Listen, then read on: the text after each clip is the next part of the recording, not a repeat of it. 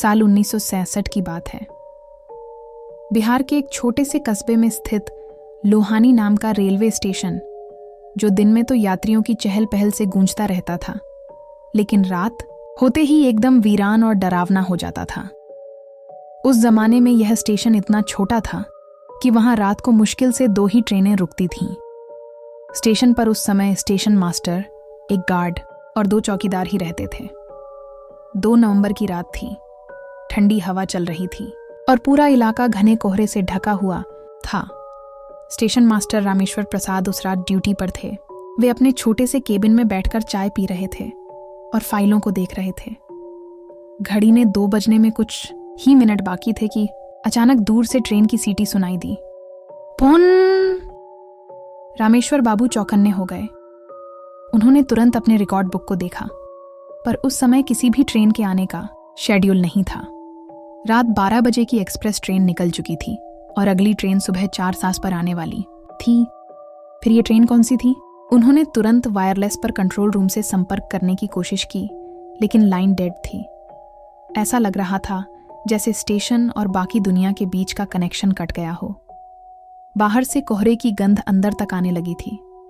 कुछ ही देर में धुंध के बीच से काले धुएं का बादल उठा और फिर स्टेशन की बत्तियां एक एक कर झपकने लगीं। अचानक प्लेटफॉर्म नंबर 2 पर एक पुरानी स्टीम इंजन वाली ट्रेन आकर रुक गई।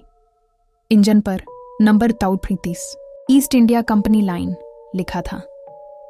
रामेश्वर बाबू ने हैरानी से देखा। वो तो 1943 में बंद की गई पुरानी रेलवे लाइन का कोड था। उनका दिल जोर जोर से धड़कने लगा। उन्होंने गार्ड को आवाज दी, कुमार, जरा देखो ये ट्रेन कहां से आ गई। गार्ड कुमार ने टॉर्च लेकर इंजन की तरफ दौड़ लगाई। उसने इंजन की खिड़की में झांका, लेकिन वहां कोई ड्राइवर नहीं था। धीरे धीरे धुएं की गंध और तेज हो गई, मानो कुछ जल रहा हो। ट्रेन के डिब्बों की बत्तियां नहीं जल रही थीं, पर अंदर से धीमी फुसफुसाहटें सुनाई दे रही थीं, जैसे सैकड़ों लोग एक साथ धीरे धीरे कुछ बोल रहे हों। रामेश्वर बाबू ने साहस जुटाया और पहले डिब्बे का दरवाजा खोला। दरवाजा चर्र की आवाज के साथ खुला। अंदर धूल और मकड़ी के जालों की परतें जमी थीं। सीटें आधी टूटी हुई थीं और हर जगह राख की तरह कोई काला पदार्थ पड़ा था। तभी पीछे से एक बच्चे की हंसी गूंजी। चू चू। ट्रेन चल पड़ी। रामेश्वर बाबू का दिल जोर से धड़क उठा। उन्होंने टॉर्च पीछे घुमाई, लेकिन वहां कोई नहीं था। उसी समय दूसरे डिब्बे के अंदर से किसी औरत के रोने की आवाज आई, धीमी लेकिन बहुत दर्द भरी। बचाओ, कोई है, बचाओ। गार्ड कुमार और चौकीदार दोनों डर के मारे पीछे हट गए। रामेश्वर बाबू ने अपने हाथ कांपते हुए जेब से लालटेन निकाली और अंदर झांका। वहां एक पुरानी जली हुई साड़ी का टुकड़ा पड़ा था, जिस पर खून के निशान थे। हवा अचानक ठंडी हो गई और ट्रेन की सीटी अपने आप बज उठी। फोन बिना किसी ड्राइवर के इंजन अपने आप चलने लगा। पहिए घूमने लगे और ट्रेन धीरे धीरे प्लेटफॉर्म छोड़ने लगी। रामेश्वर बाबू और बाकी लोग दहशत में वहां से भागकर स्टेशन मास्टर रूम में घुस गए। उन्होंने खिड़की से देखा। ट्रेन जंगल की तरफ जाती जा रही थी, लेकिन अजीब बात यह थी कि धुंध में घुसते ही वो ट्रेन गायब हो गई। अगले दिन सुबह जब रेलवे के उच्च अधिकारी वहां पहुंचे तो जांच शुरू की गई। पटरियों पर किसी ट्रेन के आने जाने का कोई निशान नहीं मिला। सिग्नल सिस्टम भी बंद नहीं हुआ था, लेकिन सीसीटीवी जो बाद में लगाया गया कि फीड में उस रात के फुटेज में कुछ सेकंड के लिए धुंध में से एक चलती हुई ट्रेन की झलक दिखाई दी थी। जांच में ये भी सामने आया कि 1943 में ठीक उसी ट्रैक पर एक बड़ा रेल हादसा हुआ था, जिसमें करीब 200 यात्री मारे गए थे। वो ट्रेन बच्चों से भरी थी, एक स्कूल टूर की स्पेशल ट्रेन, जो पुल पार करते हुए अचानक पटरी से उतर गई थी और नीचे नदी में गिर गई थी। तब से उस पुल को मौत का पुल कहा जाने लगा था। स्थानीय लोग बताते हैं कि उस हादसे के बाद कई बार लोगों ने रात के वक्त ट्रेन की आवाज़ें सुनी। कुछ ग्रामीणों का कहना था कि उन्होंने धुंध में बच्चों को स्टेशन पर खेलते देखा और ट्रेन की सीटी के साथ सब गायब हो जाते। रामेश्वर बाबू ने उस घटना के बाद नौकरी छोड़ दी। उन्होंने अपने बेटे को लिखा, बेटा, कुछ चीजें दुनिया में ऐसी होती हैं जिन्हें इंसान समझ नहीं सकता।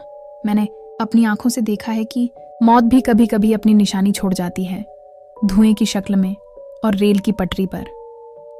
कई साल बाद जब रेलवे ने उस ट्रैक को दोबारा चालू करने की कोशिश की तो काम शुरू करने वाले मजदूरों ने बताया कि रात में उन्हें बच्चों की हंसी सुनाई देती है, कभी कभी रेल की सीटी और इंजन के पहियों की आवाज आती है, जबकि ट्रैक खाली रहता है।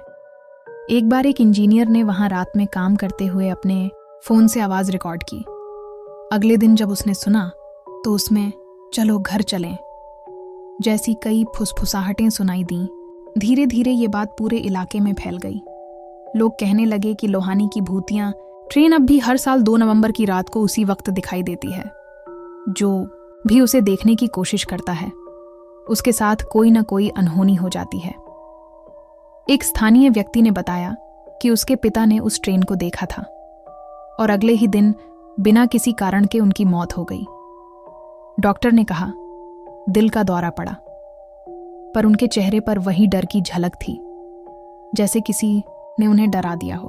कहते हैं अब रेलवे ने उस रूट को हमेशा के लिए बंद कर दिया है, लेकिन कई ट्रक ड्राइवर और ग्रामीण आज भी दावा करते हैं कि जब वो रात में उस पुराने पुल के पास से गुजरते हैं तो दूर से ट्रेन की सीटी सुनाई देती है और कोहरे में एक झिलमिलाती रोशनी पटरी के साथ साथ चलती है।